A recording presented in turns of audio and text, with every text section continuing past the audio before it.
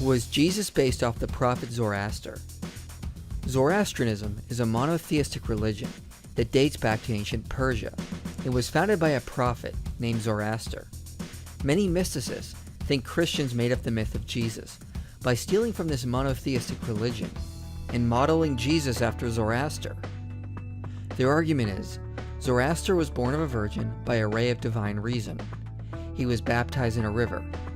There is a legend of him in his youth, amazing scholars with his wisdom. He was tempted in the wilderness by the devil. He began his ministry at the age of 30. He baptized with water, fire, and holy wind. He cast out demons. He restored sight to a blind man. He taught of heaven, hell, resurrection, final judgment, salvation, and the apocalypse. He used a sacred cup and had a Eucharist. He was referred to as the Word made flesh, and he will return in a second coming to begin the Golden Age. So do we have evidence Christians stole from the legend of Zoroaster? Well, a little bit of scholarship can easily put this to rest.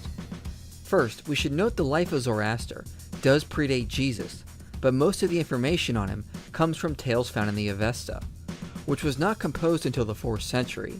We don't have any manuscripts prior to the 13th century. This was long after Jesus existed. The New Testament was finished, and long after our earliest New Testament manuscripts. It is possible oral traditions go back prior to the birth of Christ, but with such a large time span in between, the stories are unreliable at this point. Plus, many Zoroastrian scholars note the tales of Zoroaster were updated over time. Jenny Rose says, the incorporation of certain motifs into the Zoroastrian tradition in the 9th century CE could indicate the conscious attempt of the priesthood to exalt their prophets in the eyes of the faithful who may have been tempted to turn to other religions. Michael Berger says, different parts of the Zen Avesta were composed at different times, providing a series of snapshots of the religion that allow historians to see how it changed over time. So it is far more likely Zoroastrianism was updated after Christianity, and borrowing could possibly have gone the other way around. Even with that, a lot of these parallels simply are not true.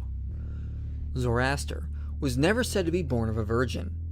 There are some texts that postdate Jesus that speak of a kingly glory residing over his mother for 15 years, but she was already married when this happened. There is no source which says he was baptized, only that he received his revelation on the banks of a river.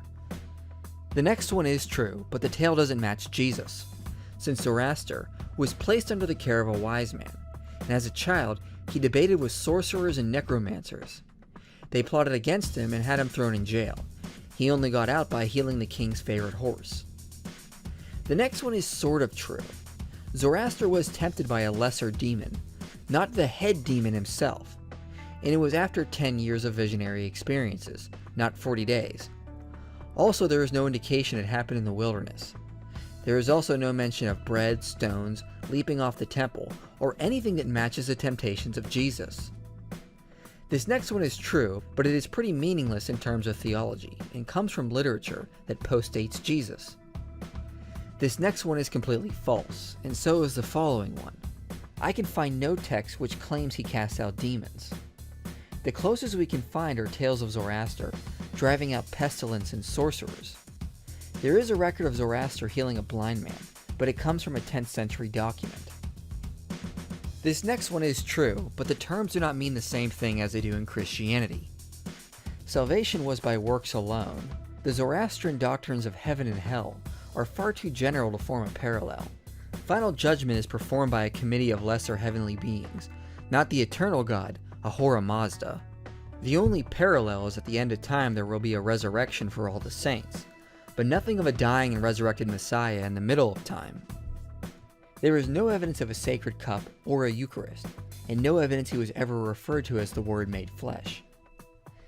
This last one is partially true.